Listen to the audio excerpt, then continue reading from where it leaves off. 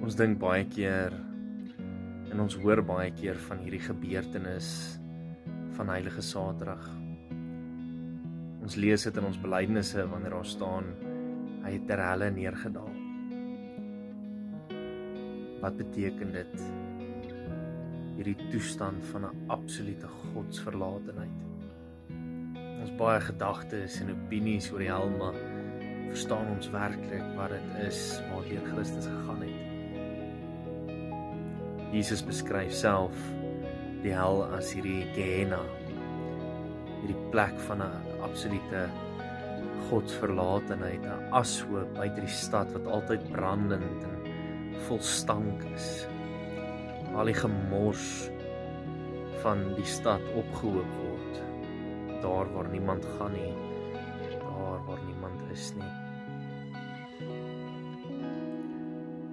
Ook so lees ons van hierdie verhale van Lazarus en die ryk man, en was hierdie absolute kloof tussen hulle. En die ryk man wat kort uitroep en poog om sy honger en sy dors te les, maar hy kan nie. Ons hierdie konstante onvervuldheid. Ek dink baie keer dat die hel nie net 'n eendag ding is vir baie mense nie. Party mense beleef nou 'n lewende hel, veral soos ek Gehenna, waar hulle in sak en as sit en alles om hulle verbrand en vergaan. Hulle kyk net toe sonder enige hoop. Vir party mense is hulle hel hierdie absolute onversadigheid oor die lewe, waar hulle siel nooit kan rus vind of vrede beleef nie.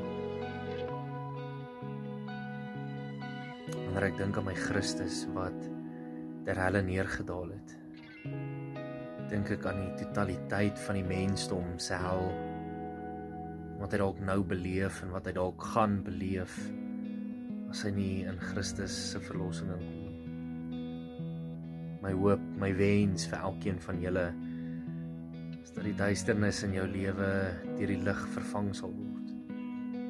En selfs al is alles pikdonker, is die lig van Christus iets wat skyn, wat die duisternis oorwin. Behalf soos 'n baken van hoop is. En as jy lank genoeg met die lig tyd spandeer, dan beleef jy hierdie absolute vrede en rustigheid, want alles word weer net so bietjie meer duidelik. Wanneer jy hierdie Heilige Saterdag gedenk, mag Christus die lig vir jou wees in jou duisternis. Mag die duisternis jou nie oorval nie. Mag jy versadig wees in al jou doen en late. Mag jy hoop vind, selfs op die ashoop.